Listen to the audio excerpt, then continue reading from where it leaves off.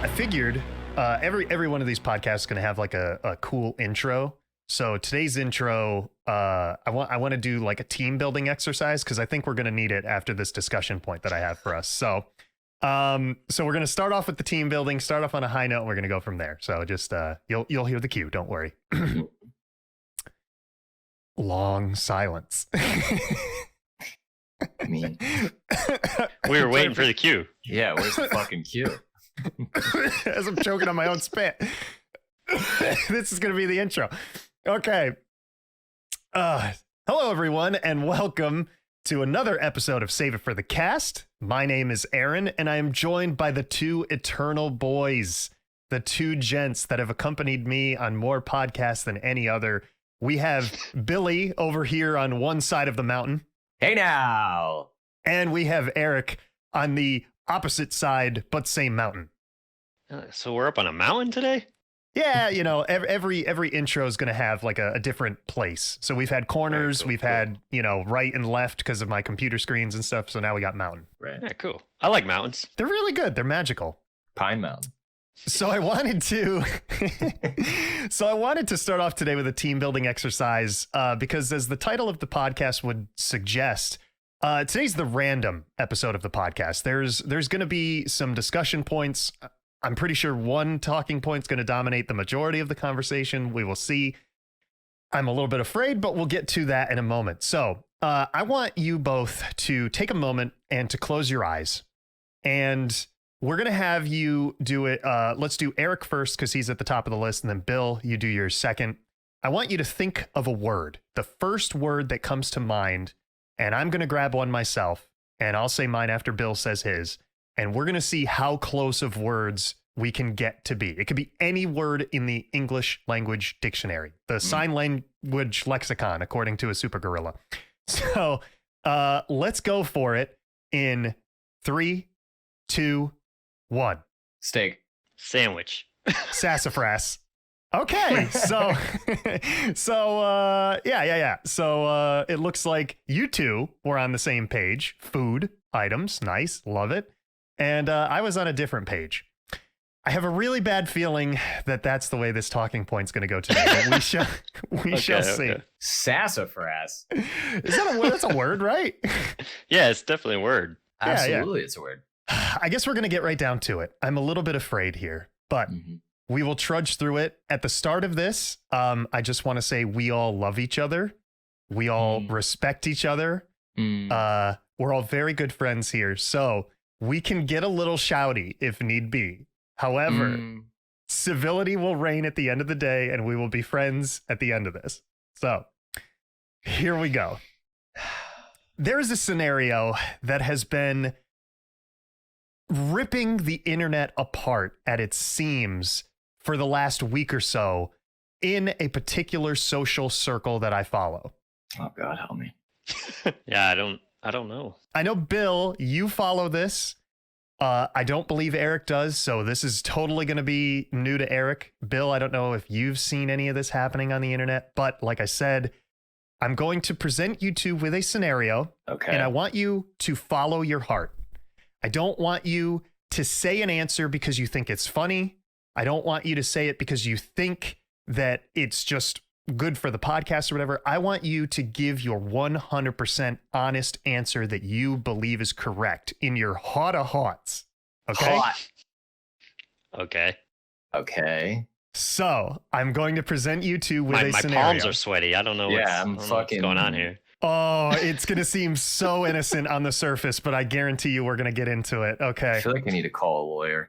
Oh, we will. I have a whole debate lined up. So here it is. If you gentlemen are ready to proceed, I'll lay it on you. Proceed. You may proceed. Okay. Good luck, boys. I want you to close your eyes and imagine yourself standing in an empty room. There is nothing in this room other than a singular table standing before you. And on this table, somebody brings you a pan of lasagna. And this pan of lasagna, the only way I will describe it to you is that it is the stereotypical perfect pan of lasagna. Okay. That is the main descriptor regarding this dish. Now, I want you to imagine somebody bringing over a second identical, picture-perfect textbook definition of a lasagna. It is the exact same dish, and it is set down next to the original pan of lasagna. It's a lot. So I have 2 lasagnas. Okay. So now you have 2 lasagnas sitting next to each other. I can't eat all that. Now, I want you to imagine that there are 2 plates on this table, and each of the lasagnas are removed from their respective pans, and they are placed upon each plate. So you now have 2 plates of lasagna. The scenario in question I have for you gentlemen today is, if you take lasagna 2, the second one, and you place it, you stack it on top of the first lasagna, how many lasagnas do you now have? Do you have 1 tall lasagna, or do you have 2 stacked lasagnas? Interesting. Okay. Can I ask a question, or are you done? Yes, you can ask a question. That is the scenario that has been placed before you two. Okay. First of all, you're putting the entire lasagna on a plate? Correct. Not just like a slice of lasagna? I mean, the scenario that has been talked about on the internet is... Whose plates are these? Paul Bunyan's? Like you went in a totally different direction. So we're taking like the whole foot by I don't know 6 inches or some shit like that, right? Like we're taking the whole sheet, putting it on a plate. Interesting. So okay. So I would be curious to see if that changes it. If that would change your answer, if you take the whole thing, or if you just take like a slice of the lasagna and put it onto a slice of the other. We'll see. We'll get to that in a second. Okay. But the question still stands. How many lasagnas or lasagna do you have? Do you now have 1 tall lasagna, or do you still have 2 stacked lasagnas? So the question is really, how much lasagna do we have? Not necessarily multiple lasagnas, but how do you classify how much lasagna? The question still stands. Do you have 1 lasagna or 2 lasagnas? You have 1 lasagna. All right. So Erick is firmly staked a flag. He is the one to fire the first shot, if you will, and he has planted his flag in the Team 1 lasagna camp. Here's my thing. Mm-hmm. If the lasagna are we at the point where I have to explain myself, or am I just planting? So we'll plant first and then we'll explain later. 2 lasagnas, final answer. 2 lasagnas. Holy shit, I did not anticipate this. I thought both of you would be on the same side of this argument. If I had an alarm bell, I would sound it. Very specific reason, though. Very specific reason. Oh my God, this is so exciting. I anticipate, oh my God. And Erick can vouch for me. Oh my God. I said to him the other day, I'm like, it's going to be you 2 ganging up on me. But automatically we know that I am on a team now. I am a part of a team.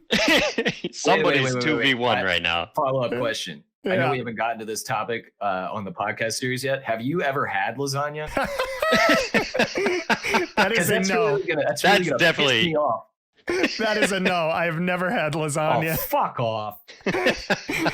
But I believe that can be considered an advantage in this situation, because I am not clouded by Big Lasagna's judgment. I have not been brainwashed by Big Lasagna. Yeah. I have my own opinion that is not swayed by corporate lasagna. I had just a quick note. At this point in the video, place a timestamp to the food discussion podcast. if it happens at this point, like we'll see when that one happens. First of all, I'm really fucking annoyed that you've never had lasagna. Yeah, to be fair. I personally actually don't, it's not my favorite food, except my mother's lasagna is outstanding. She's on team lasagna, like all the way. Yeah. It doesn't matter 1, 2, whatever. She just loves lasagna. I don't even think she likes it. She doesn't like, my mother doesn't like red sauce, but she makes a world-class lasagna. But go on. Interesting. So you're on a team, but you have never tasted lasagna, so your judgment is kind of clouded. But you've seen it. You know, that is correct. Yeah. That is correct. Okay. So now here's the interesting thing. I'm sure you and the audience are now wondering, which team do I fall on?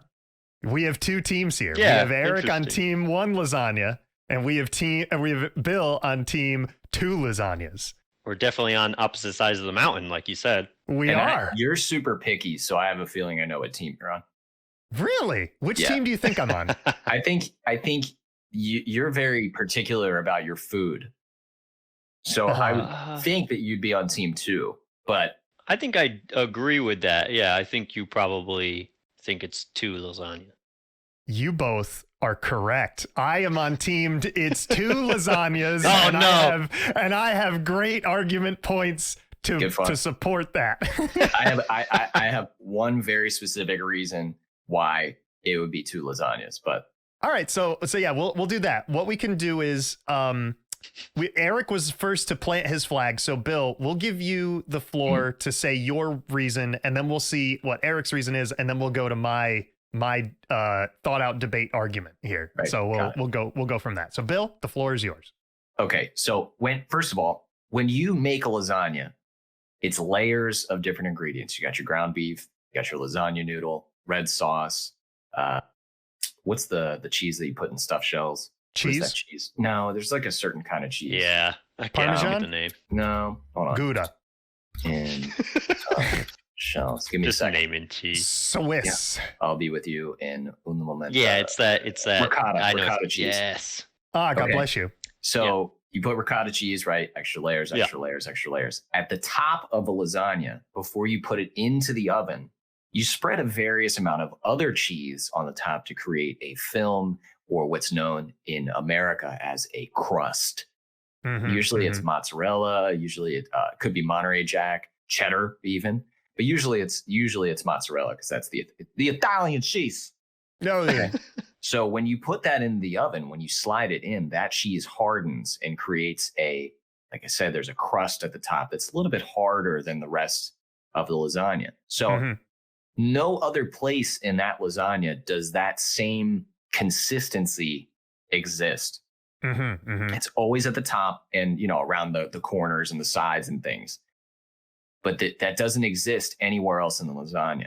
So if you place a second lasagna on top of your existing massive plate of lasagna, that duplicates that layer, but it would still be separated by the first layer, which would be the crust of said lasagna.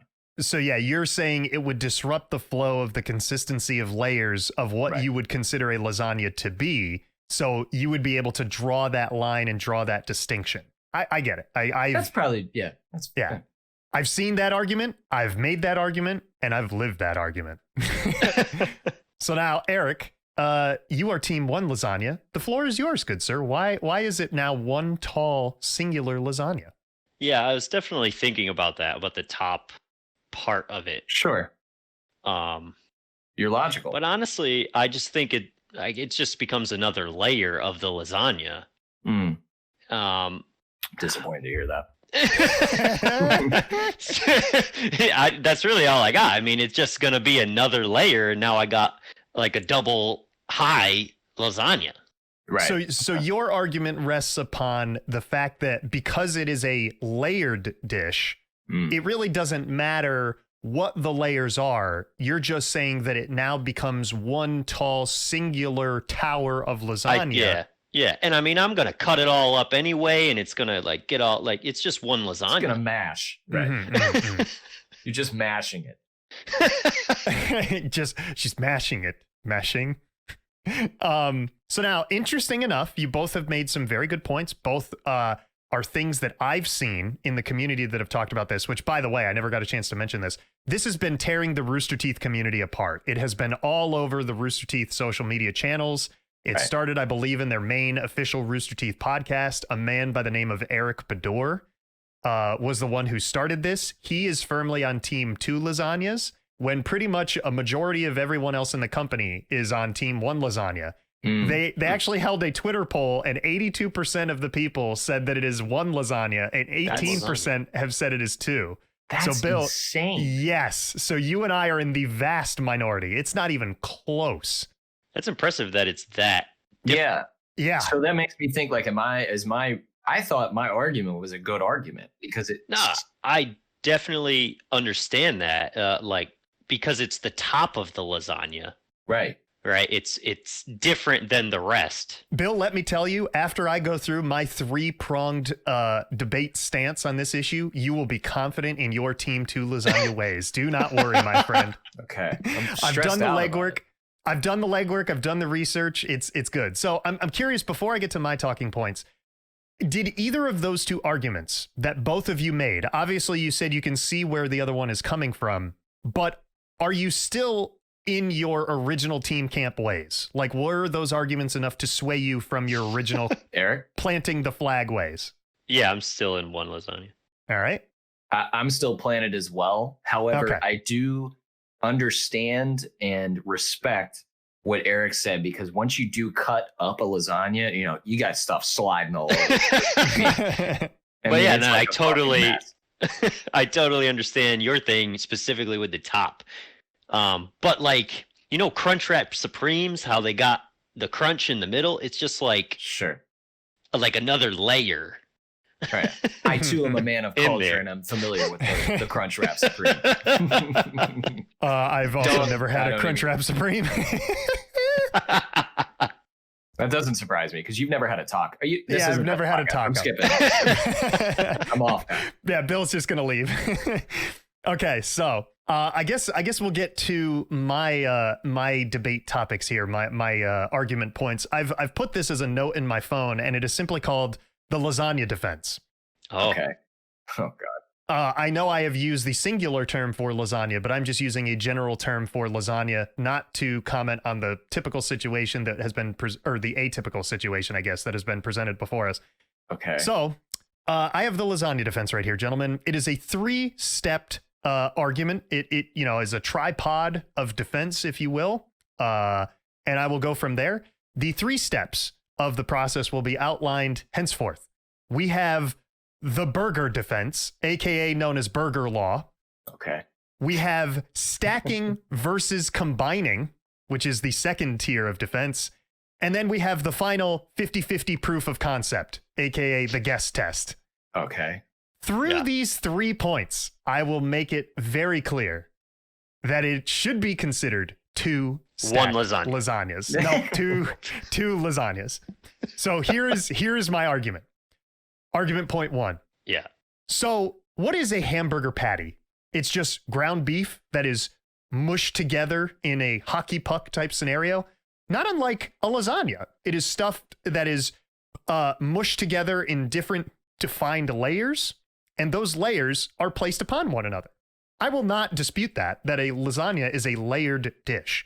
However, what I will say is that lasagna layers are only important to the individual lasagnas that they are a part of. Because if you have a burger, a standard bog standard cheeseburger. Okay. In this scenario, by the way, I'm visualizing a McDouble in my head. That's what I'm seeing as a hamburger. No, it needs to be a single. It's a single patty. Yeah, it's a single patty cheeseburger. Dollar menu cheeseburger. Okay. Don't worry, I'll get to it. I'm there. Okay. I'm getting there. Okay. You better not stack 2 of those on top, because no. Stop. That's 2 burgers. Yeah, exactly. So I've got you already. I have a follow-up question. Go ahead. So when you have a singular cheeseburger that is 1 hamburger patty with cheese topped upon it, that's just it, on top of the patty, not on top of the buns. But then when you take a second uniquely prepared burger patty and you stack it upon this single cheeseburger patty, it now becomes a what? A double cheeseburger. Oh, yeah, correct. Just because things are stacked does not mean that they lose their definition. If you have 2 singular burger patties and then you stack them, they are still a double cheeseburger. They have not morphed into 1 burger.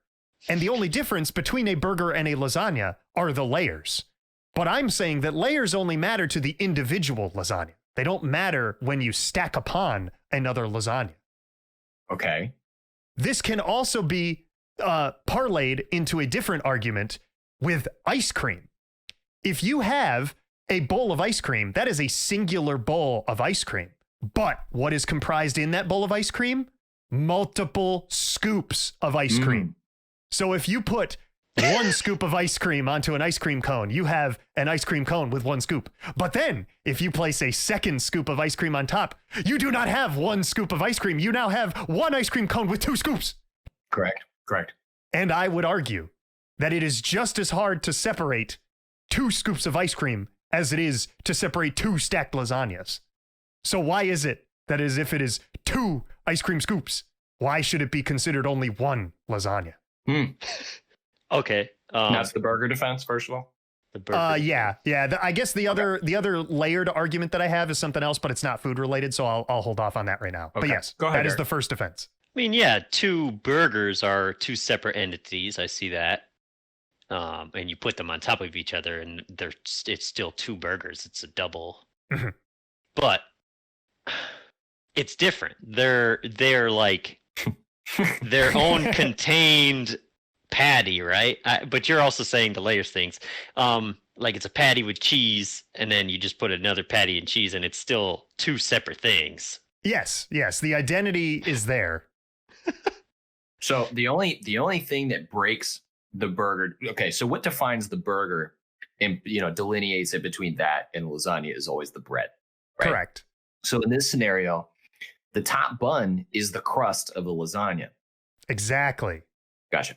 Yes. The only thing burger-wise that breaks that matrix is always going to be the Big Mac. Well, and see, that's the other thing. Erick from Rooster Teeth, Erick Bador, he has also clarified this.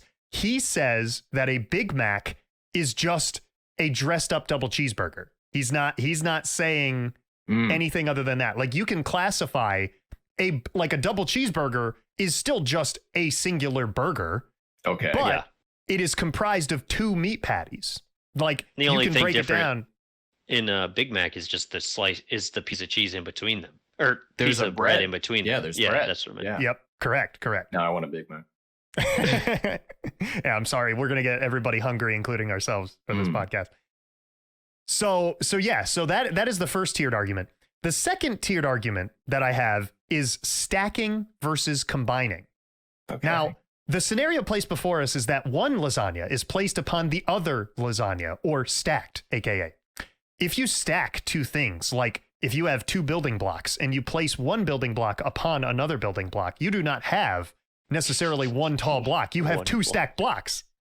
So if you were to somehow combine them, like if you were to, now I know that this isn't directly related to a food product, but this is the difference between stacking and combining. If you add sugar to lemonade, that would be combining the two substances. You're not stacking sugar. That would be absurd. You can't stack sugar in a drink or anything in a because it dissolves. Liquid. It dissolves, exactly. It changes its composition. So I would be willing to admit if the lasagnas were somehow mashed together in a bigger pan, that you would then have one lasagna because you're changing it. However, because it is simply stacked upon it, it can be removed. And therefore, that degree of removal, you must be willing to accept that there are two lasagnas still. And you could remove it because it has that layer of cheese at the top. Exactly. But the thing you need to I'm picturing in it, like with the lasagnas stacked on top of each other, is it distinguishable where that layer is? Oh, you're already getting ahead of the game. That is my third argument. I would think so. Like continue on your point. Yeah, like it may just kind of like once you put it on there, you lose the separation, and then it essentially is combining into just many layers. A tall lasagna is what you. Yeah. I don't like we're referring it to a tall lasagna. I understand it is weird, like but that is the general consensus as to what the internet is calling it, like what Rooster Teeth fans are calling it. Yeah, I don't like that. Like I'm visualizing it wearing like cotton Dockers and, you know, a nice belt, a nice shirt and tie to go to work. It's a tall lasagna. So now here's the other thing that I will say. And this goes back to, like, sure, you can, like, one person who had a singular argument, the fact that it was a tall lasagna, had said, well, if you just saw this stacked lasagna monstrosity, like if you were walking by and it was on the side of the road, you looked at it, you wouldn't say, oh, that's 2 lasagnas. No, you'd just say, whoa, that's a tall lasagna. And I can admit that. I can say that would definitely be the most efficient thing to say in this scenario. However, the same argument still applies with a deck of cards. If you have a deck of cards, sure, it is a singular deck, but what is that deck comprised of? It's 52 cards. I was even thinking like 2 separate decks, right? Yeah. They're the same, and then you put them on top. And now you just have one tall deck, decks. But it's still 2 decks of cards. Exactly. Plus, with a deck of cards, there'd be no separation. Exactly. What are you eating, by the way? Are you eating lasagna? Are you eating a tall lasagna? I was trying to hide that, but it's a plate of lasagna.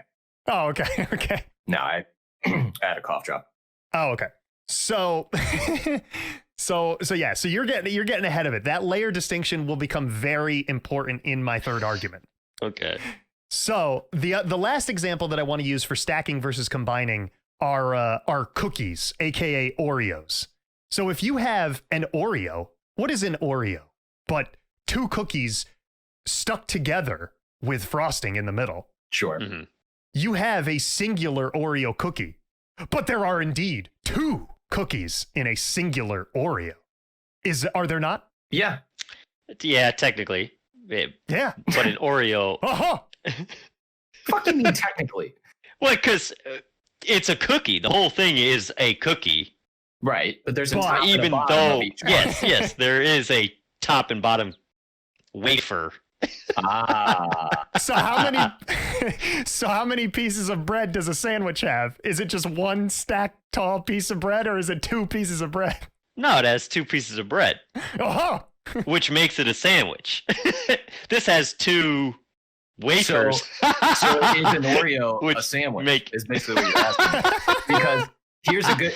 Yeah, it could be. What do you call the? I don't want to say it. I want to hear you fucking say it. You hear the ice cream man that's got ice cream in the middle and 2 chocolate wafers is called an ice cream sandwich.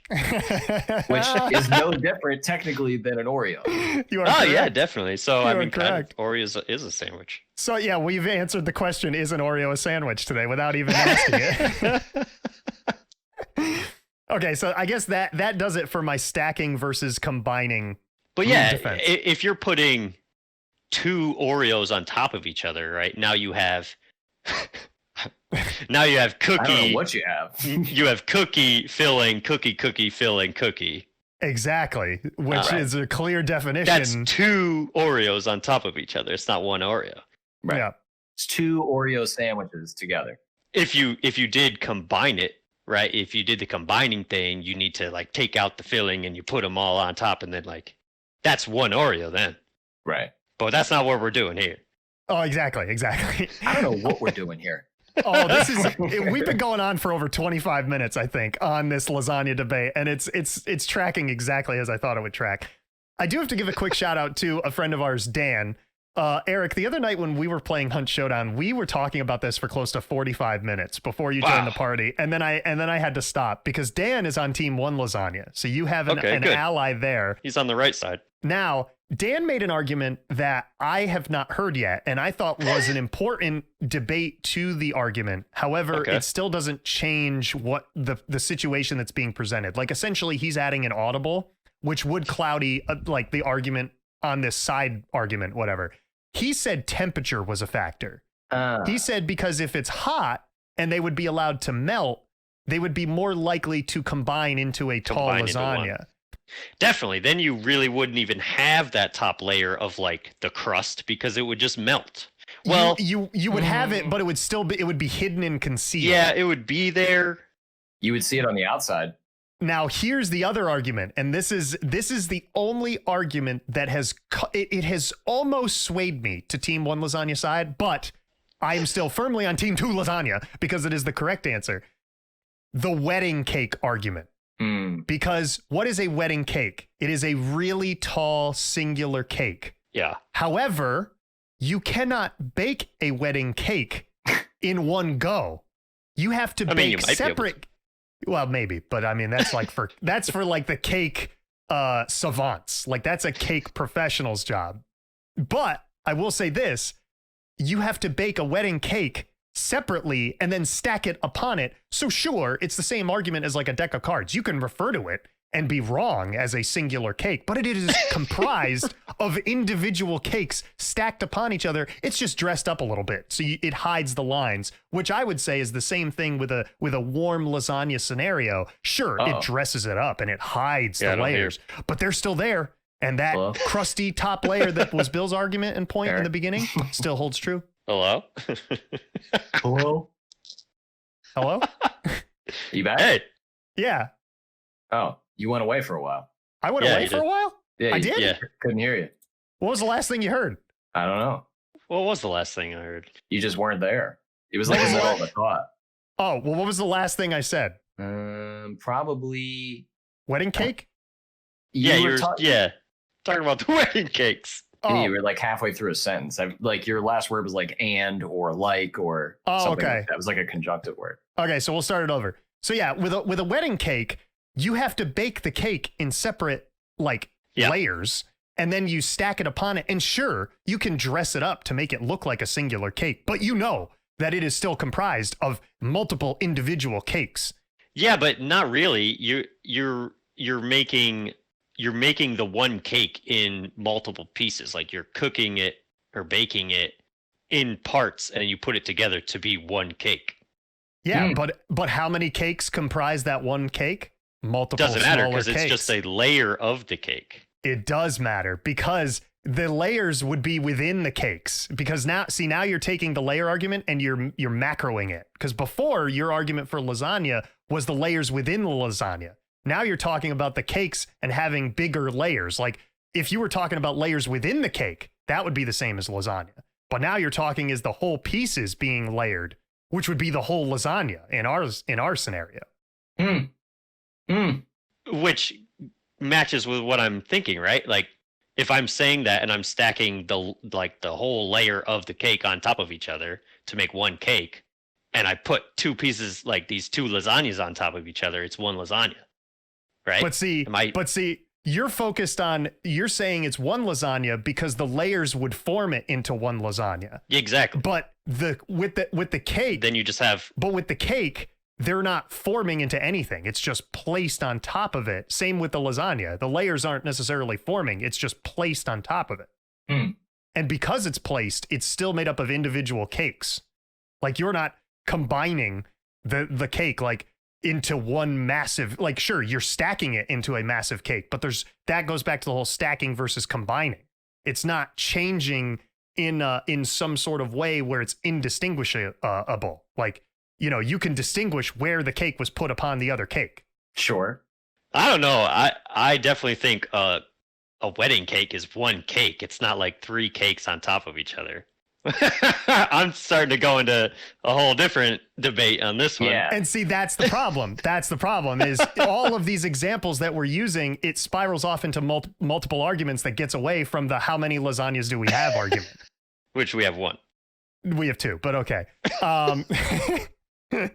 So the final piece of the argument here that I will say is the 50-50 proof of concept, aka the guess test. Okay. What I'm saying is, and this lines up with a point that Bill made, let's just say you had, what's a standard lasagna layer? Well, I just want to define that or a standard lasagna. It would be like, you have like, let's just say, we'll put it in terms of a sandwich. You have a bottom noodle layer. Correct. Then you have sauce and cheese and like ground beef or whatever. And then you have like sauce and then noodle again. Yeah, and then it repeats. That would be like, yeah, it would repeat again. Sure. So let's just say that a typical 5 layers there would be like a standard 1 unit of lasagna. Mm-hmm. I'm saying that if you created a tall lasagna, like if you created a 10-layer lasagna, with that being your intent, let's just say you created 50 of them, 50 tall individual lasagnas, and then you created 100 5-layer standard lasagnas, and then you stacked them on each other to create 50 stacked lasagnas. My 50-50 proof of concept guess test, I guarantee you I would be able to correctly predict all 100 pieces of lasagna, stacked lasagna difference. I would be able to say which one is which with 100% accuracy. I could tell you which ones were the tall lasagnas and which ones were the 2 5-layer stacked lasagnas. Right. It always comes down to the cheese on top. Yeah, it's that top part. That's your differentiator. And I'm saying that because I would be able to distinguish that, you would have to be able to say that they are in fact 2 lasagnas because there is a difference between the 2 that you'd be looking at. Sure. Yeah. Eric, your response? 100% the only difference is the top. That's where the argument comes from. By the way, I put these talking points in no particular order. Like, it's not like one was supposed to be like the smoking gun and like damning to all the others. Like, this is just how I ordered it on my phone. There's no particular. Okay. So with that being said, this final piece, I guess I'll do my closing point, and then we'll do the tally. I'll tell you, Eric, who's on team 1 lasagna, and Bill, I'll tell you who's on team 2 lasagna. All right. So like, what if you had 2 stacks of printer paper, white printer paper? Okay. Mm-hmm. That's 2 stacks of white printer paper, and then you put one on the other. Mm-hmm. Mm-hmm. Yeah, Sure. yeah. You have one. Now you have 1 stack of printer paper. Yep. Okay. Yeah. I mean, it's the same idea. But what makes up that stack of printer paper? Multiple papers. Yeah. Yeah, All right. but you no longer have 2 stacks of printer paper. You only have 1.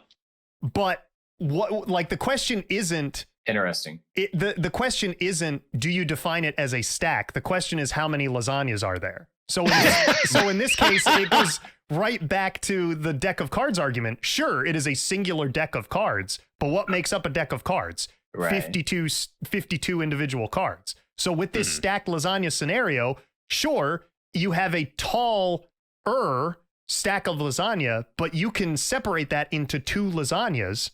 Much like you could say, oh, there's now, 10 layers or whatever, because technically, yes, they are stacked on top of each other, but it is still 2 lasagnas. You don't magically lose a lasagna. Right, you're not losing a lasagna because Exactly. again, because of the consistency change of the top. I'm dug in. Yeah, me too. Honestly, I don't have any more arguments. I think that it's the difference in the top. That's the thing where you what would I say, where like it forces it to be 2 pieces. Exactly. Yeah, the microscope should be placed on this top layer. That's where the focal point should be. If there wasn't that top layer, 100% it's 1, but like it'd be 2, but go on. You don't have I don't know. When you always have a lasagna, it's always the same thing, right? Like it's built the same way. And so you have that, like the bottom and then all the layers, and then you have the top. So now I will say this. If you were to take that bottom noodle layer out from the second lasagna and then place it upon it, I would be willing to say that is now 1 tall lasagna. If you took the bottom out. Yep. Because then it becomes a degree of separation where, like I said, you now have a sauce noodle, or you have a noodle sauce, cheese sauce noodle layer, and that would be indistinguishable. However, the argument is as stands. You just are simply placing 1 lasagna on top of another. You are not altering them in any way. Yeah, something would have to be taken out for me to call it 1 lasagna. Yeah. The bottom or the top cheese. If you skip the top cheese, which you wouldn't because you're not a serial killer. you need that. Yeah, then then you have pasta. Exactly. Anyway, so the final point here. So I will sum up my points nicely. This is my closing point, aka the trap card, if you will. So in every gallon of milk, it takes 2 half gallons to make it. Sure, you can call it 1 gallon of milk, but you know that there's multiple units of milk that go into that. In every singular Oreo, 2 cookies are stacked to make it. You know that there's 2 cookies in there. And in your tall lasagna world, your one tall lasagna world, it still took individual lasagnas to be stacked upon and make it. Hashtag Team 2 lasagnas. I rest my case. Eric, you're welcome to take over. I don't know that I have any more points to make, but I still think it's 1. Fair enough. I respect the conviction. It really just is another layer at that point. Like, to me, I don't think it would be like distinguishable. It's not like, I don't know. I don't even know that it would really be that visible. Right? It's not like if we just go with colors, like you had a bunch of blue and then say the top was red, right? Okay, sure. Right. So yeah, there's a clear line. Like a block of blue and then like a line of red, right? Mm-hmm. And then you just did another block of blue and a line of red. Like you would see that line in the middle. I don't know that you would even be able to see that. Okay. With your 2 slices of lasagna. Here's what I'll say. A line in the sand must be drawn, and I'm saying it can be drawn as a dividing separator where those 2 stacked lasagnas are.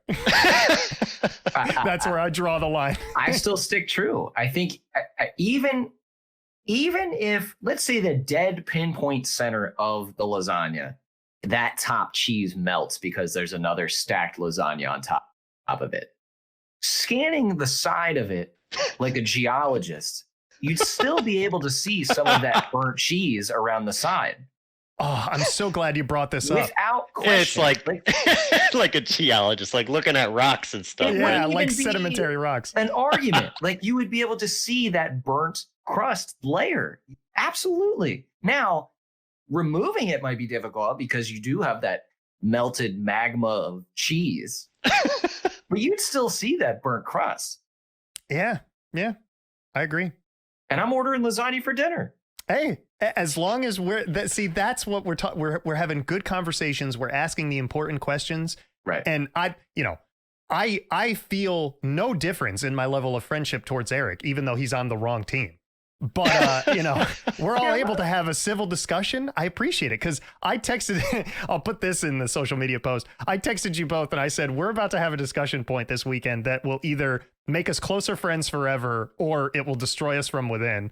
And I fully anticipated you two to be on the same team and me to be on my own team. So this was quite the shock that I did have somebody else who is in my Team 2 lasagna camp. Yeah, yeah. Unless you take that top cheese off, it's 2 lasagnas. And I love Eric still. I love him too. And I'm happy that he texts back. Now, I will say this. I know that this was difficult because obviously you two didn't have time to prepare for this. So obviously, Eric, I'm sure that, you can do more research and you can text me this. Like, this is an ongoing thing. You can still try to sway me onto Team 1 lasagna. Don't try. However, this has been like a week process, like a week-long process for me. Yeah, and you've already... Yeah, and nobody has swayed me yet. So if you can be the one to sway me, I know Dan will try to. I think Dan is still trying to come up with something. But yeah, I mean, I'm a negotiable man. I'm a good listener. Like I will listen to whatever talking points you have. Sure. And I will just, because here's my thing. In the scenario that we presented, Eric, even though you're in the minority on this podcast, you are in the overwhelming majority on the internet. Bill and I are in the very small minority here. Which is wild to me. It is wild to me too. But I will say this is going to be the funny part to look at. We'll see who said what. Okay. But what I also find funnier too is that look at the history of science. Scientists used to think that the Earth was at the center of the universe, but it wasn't. Science is a liar sometimes. Exactly. In the eternal words of Mac from one of our favorite shows, It's Always Sunny in Philadelphia. So even though all these experts, all of these chefs and online personalities are weighing in saying it's 1 lasagna, they ultimately deep down know the truth, that it is comprised of 2 individual lasagnas, and the truth will set us all free someday. I'm looking forward to seeing when that day is. Yeah. You're speechless. Yeah. I'm more surprised that it's that divided. Yeah, I've been on the front lines the last week or so, like getting in discussions. It's been exhausting. So it's kind of wild.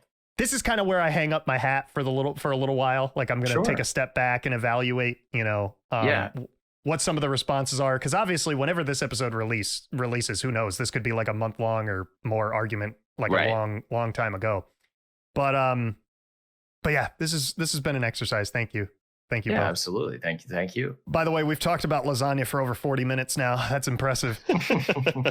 So just in case you're wondering, Erick, some of your allies in your quest for Team One Lasagna World Domination, you have celebrity chef Alton Brown on your side. He believes that it is only one lasagna.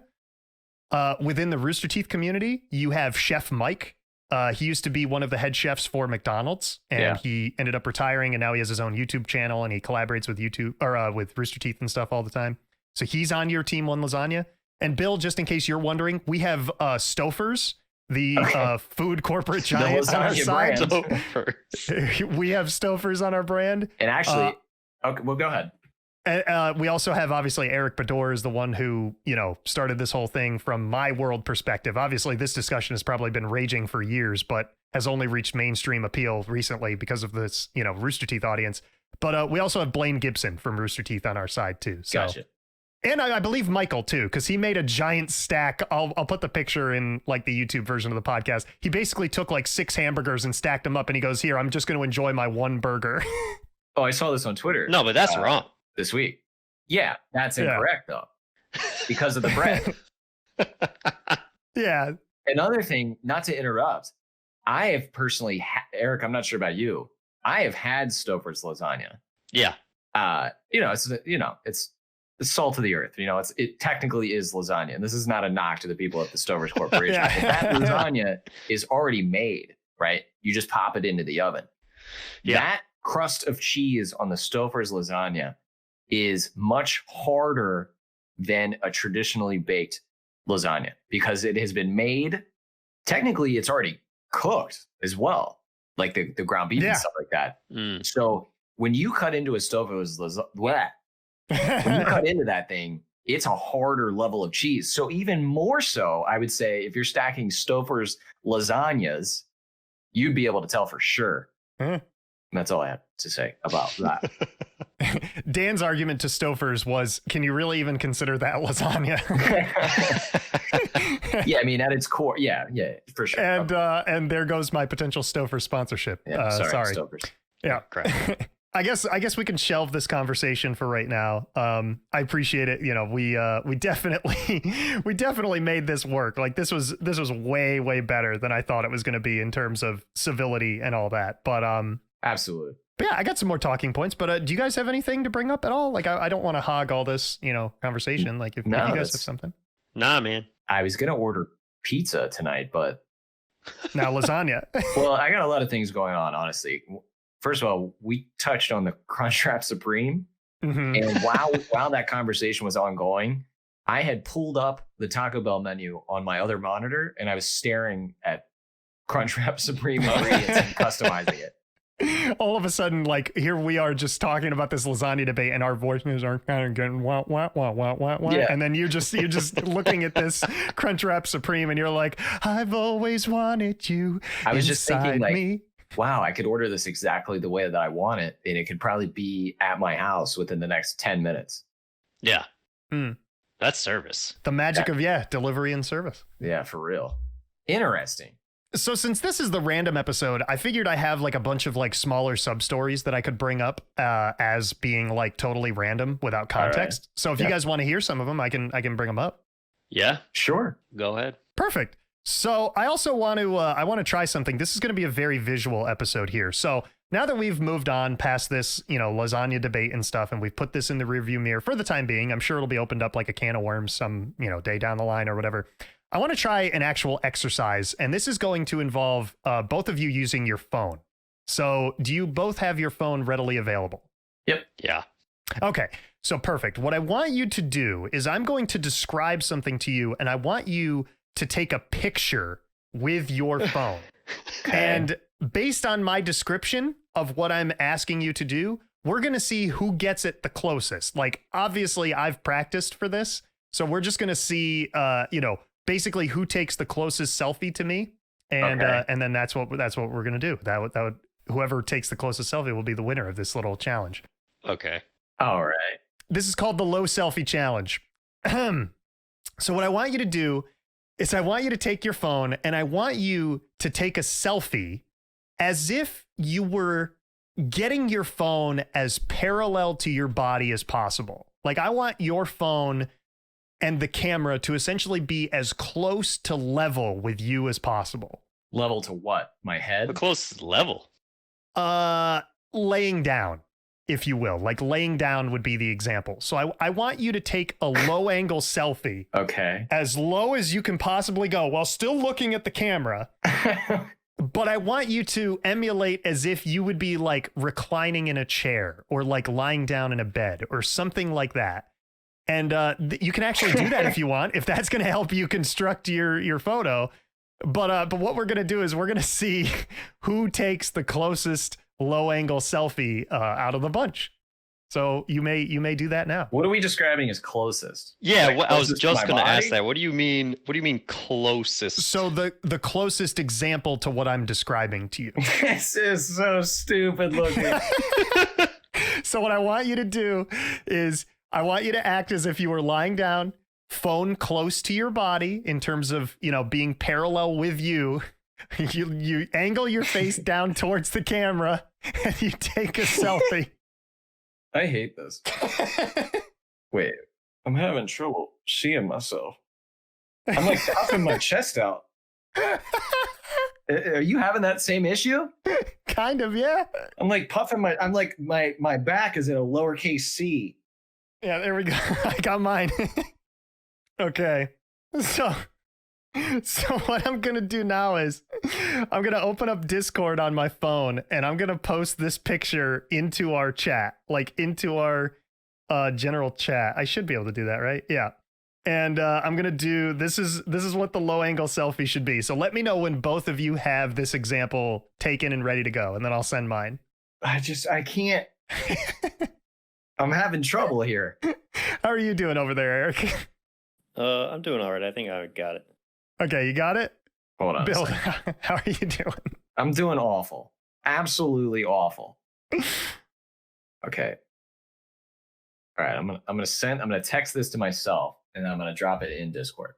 Okay. That's what we're doing, right? Yeah, so here, I'll send mine into the general chat of Discord. So here you go. There it is.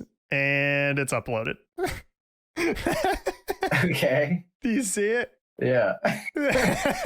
Yeah. Bill. Eric.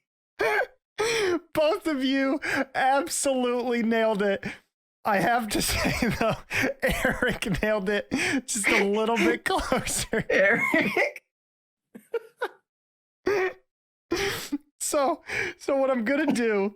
I hate that. That's awful. So what I'm going to do now is I'm going to text you guys a picture. I'm just going to screen cap.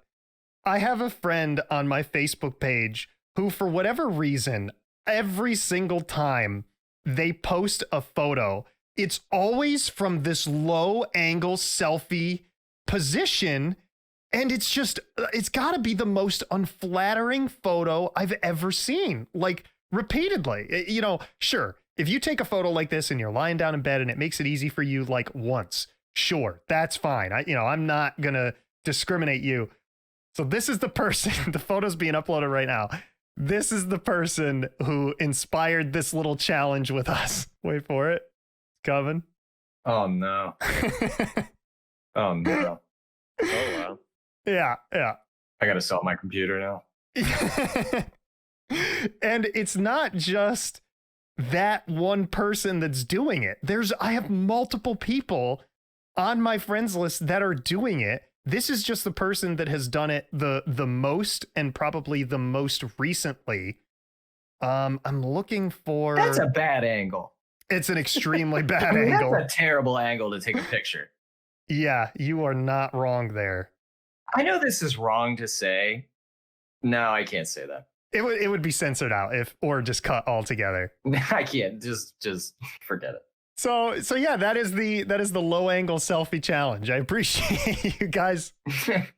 Okay, I think I misunderstood. I think I was seeing like how far away I could be from the camera while the camera was still pressed up against my body. I think that's what I was trying to do.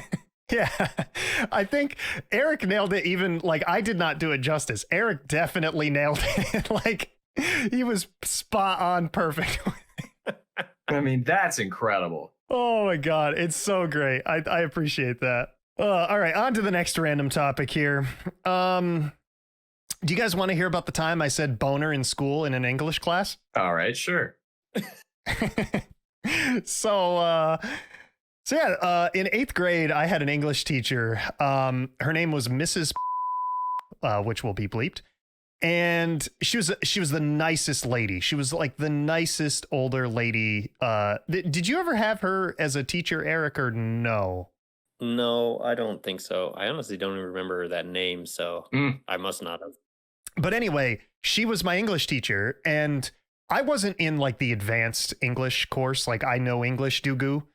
So unfortunately, like, you know, I was just with, you know, it was just a random class of people. So I don't know who was in this class, like anybody who I could say like, oh yeah, like you would know. So I was just in a bog standard English class, and not everybody in the class was excited about English, as you can imagine. Not the most exciting class that you can take, but we did read some good books, and, you know, I did appreciate some of the literature that we actually did have to read in there. Anyway, I forget what book we were reading, but there was a character in there called Mrs. Bonner, and it was Bonner.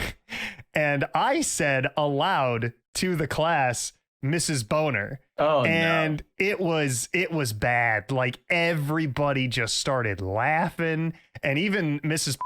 She had a good chuckle from it, and she goes, I think that's actually Bonner. And I was like, oh yeah. And then after class, a lot of the kids who I was in class with, they were like, oh yeah, like that was awesome when you read Boner in class. Like, it's like, okay, that wasn't my intention, but all right, I guess. Thank you. Sure. Not Mrs. Boner. I've definitely never had a flub like that. Yeah, that was a bad flub. I had a teacher in 3rd grade named Mrs. And I remember thinking how good looking she was. And I'll just leave it there.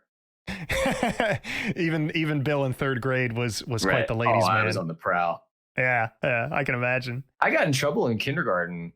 The girl's name was, and I got held back from a week of recess because I was looking at her like in, I guess you'd call it class, even then in kindergarten, you're just fucking trying not to die, essentially. Yeah. And I remember looking at her across the room, and I pulled my cock out and showed it to her on the table in kindergarten. Really? Yeah. I had to stay in. And so like, I never had that weird phase where like I was freaked out by girls. I distinctly can remember being in 2nd grade. There was a girl named, and did you guys ever have like one of those things on the playground where it was like a 2-sided swing? Like you'd sit on 2 sides and like you'd face each other? Yeah, it's essentially like a teeter-totter. Yeah. In a swing. Yeah, exactly. Yeah, I remember in 2nd grade distinctly riding that with and like trying to spit game. 100%. you were trying to lay down your best rap on a teeter-totter swing, 100%. like a seesaw swing. Without question. Anyway, yeah. Also, Erick will know this one, but this one is one of my favorites. I have a personal lifelong mission, and I hope that by saying this on the podcast, it doesn't influence that outcome from happening. But I have a goal in life where I want to be having a conversation with somebody, and then I want somebody to be like, oh yeah, like what were we talking about? Or like, you know, what were we just discussing or whatever? And I want to say something about root beer, right? And I want it to actually be about root beer. I want the conversation that we were having to actually be about root beer, so I can complete that wheel. And Erick definitely knows because he's heard me tell this story recently. But Bill, do you know where that line is from? Something about root beer, right? No, I don't think so. If I say it in a voice, you will probably get it immediately. It makes sense that I should recognize that for sure. Here, I'll give it a little spin. It would sound like this. Something about root beer, right? Oh, Patrick. Patrick from SpongeBob immediately. Yeah. Immediately got it. Yeah. So it was the episode, I think, that when they were watching the Clam Baby. And SpongeBob is just sitting there and he's and SpongeBob said something like, what did he say? It was something like, do you know what you told me this morning? And he's like, something about root beer, right? So it'll be that someday down the line, I will make that, a non sequitur in conversation. It will happen. It will take effect. Let's see. I have the worst eyes ever.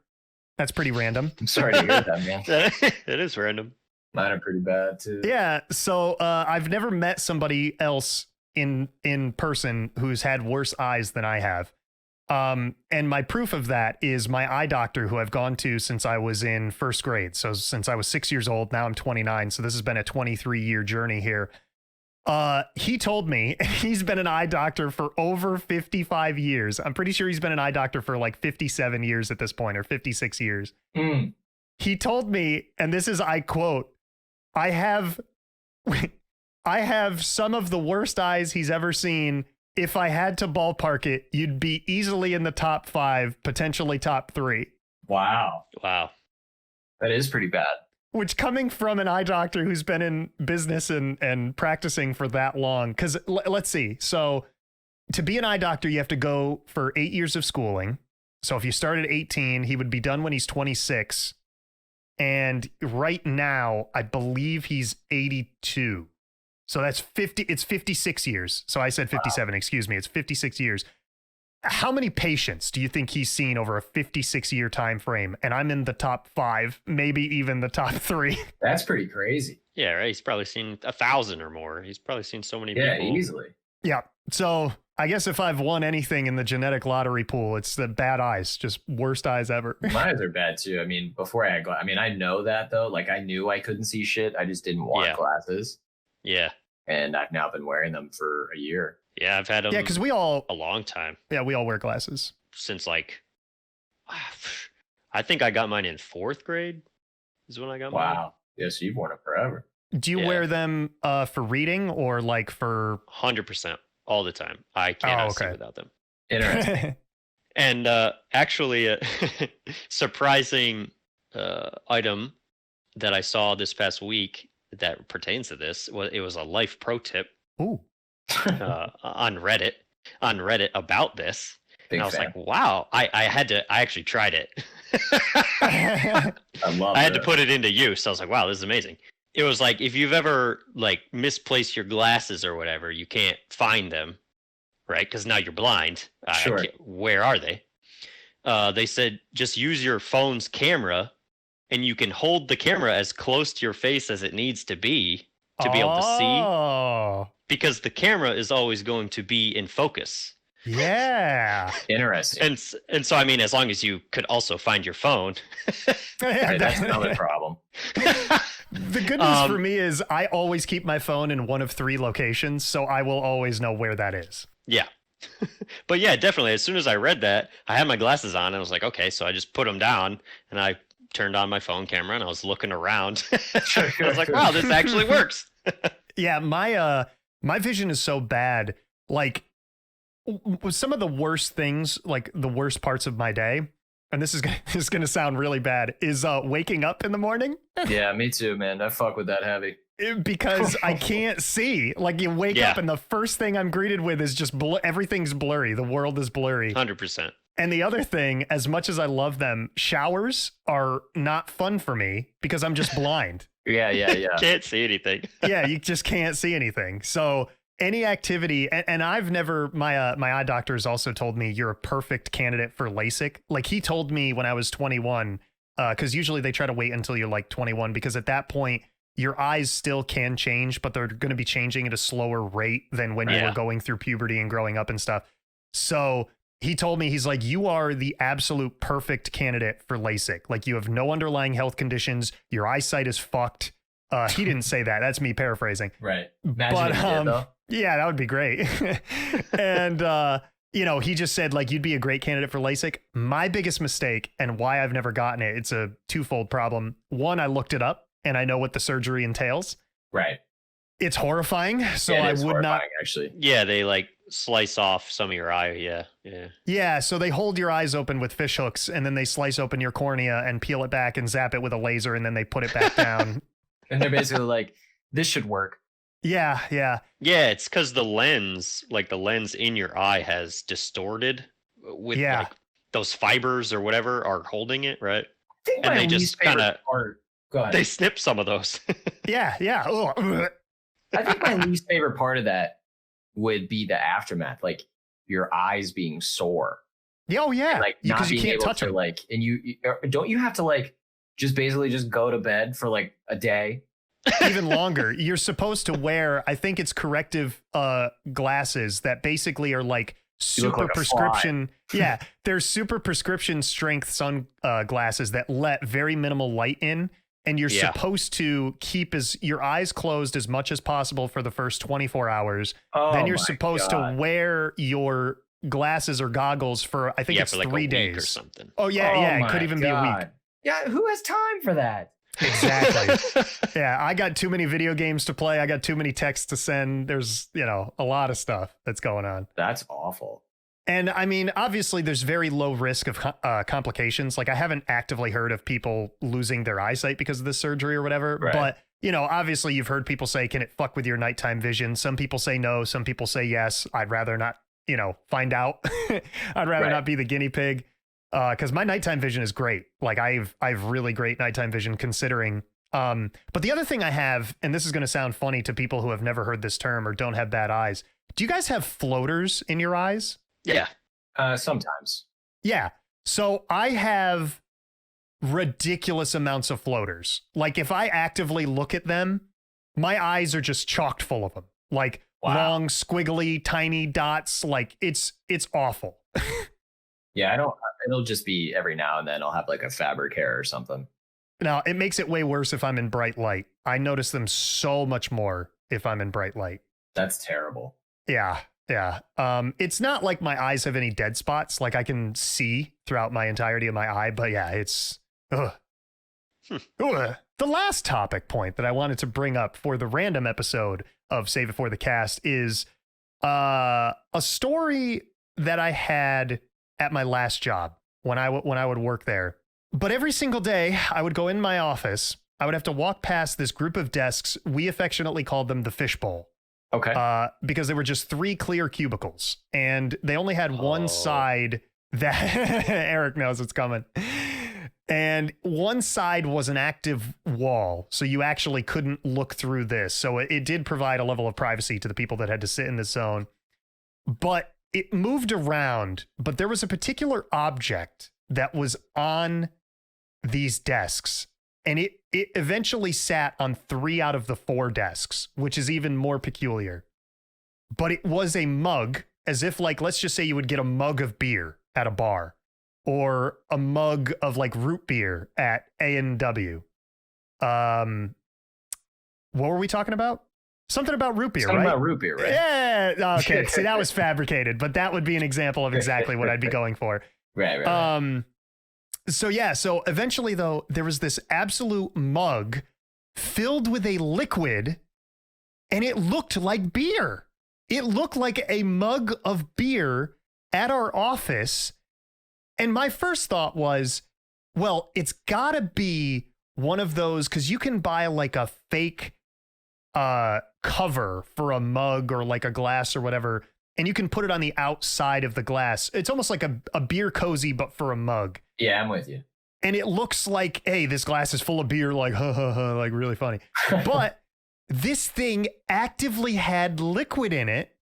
And there's always a camera there. So I was never able to like go over and like, see if it was foamy, if it was bubbling, like whatever. But it was a mug of some strange liquid that looked like beer. and it was on the desk. I worked at this company for over 2 years, and it sat on these 3 desks. It would make the rotations for those like a year and a half. It was just a mug of a liquid, and I'm like, what is that? Is it beer? Is it apple juice? Dealing with it. And my biggest fear, because I'm one of these people who overanalyzes and thinks about stuff, is I don't want to be the guy that asks about it, because what if it's like going around the office like, hey, whoever asks about this has to drink it. Like, I don't want to drink this liquid that's just been chilling on this desk for a year and a half. That would be disgusting. Wow. You never found out what it was? The mysterious desk liquid to this day, I don't know what it was. We don't know. And I never will know because I was let go from that job. So I can't go back there. That is wild. Yeah. It wasn't like I was let go due to COVID. It wasn't like I did something like hey, you're fired for not talking about this weird desk liquid. Exactly. No, but it was COVID reasons. But yeah, I should call, because now I'm not at a risk. Statute of limitations and all. I could just call and be like, yo, what the fuck was that liquid that excuse was me sitting on this desk for years? Because that is disgusting. That is wild. Mm-hmm. Well, do you gents have anything else you'd like to bring up for the random episode of the podcast today? I got nothing. I'm still thinking about the lasagna. It'll stick with you. I'm sorry. It's going to be a thing now. I guarantee you. Oh, do you know what? I guess I could close the podcast on this. I now have a new theory. Heliocentrism is a lie. We are on a flat plane of 2 stacked lasagnas. Oh, no. The world is flat and it is resting upon 2 baked lasagnas. Oh, no. Not again. Thank you, everyone, for listening. If you've made it this far in this random episode of Save It for the Cast. Once again, thank you to you 2 gentlemen that have joined me on the cast today. We've got Eric over here in the harbor. With 1 lasagna. And we've got Bill over here on the neighboring dock of the neighboring harbor. With 2 heaping amounts of hard cheese crusted lasagnas. Thank you both for appearing on this amazing episode of the cast. And if you're interested in listening to more episodes of this podcast, I encourage you to find our social media sites. It is known as Save It for the Cast on all major platforms, Facebook, Twitter, Instagram, all that. Or the username specifically might be just called Save It Cast. Also, you can check out us on Apple Podcasts or Spotify or whatever. Leave us a good review. It helps us get to the top of the charts so we can have more lasagna-based discussions and conspiracy theory discussions and root beer discussions with you, your friends, and everybody. Share it. We love it. We want to make this show successful. But yeah, that's about all I have. Thank you both again for appearing with me. Thanks for having me. We'll catch you on the next one. Bye-bye. See ya. Bye. Check, please.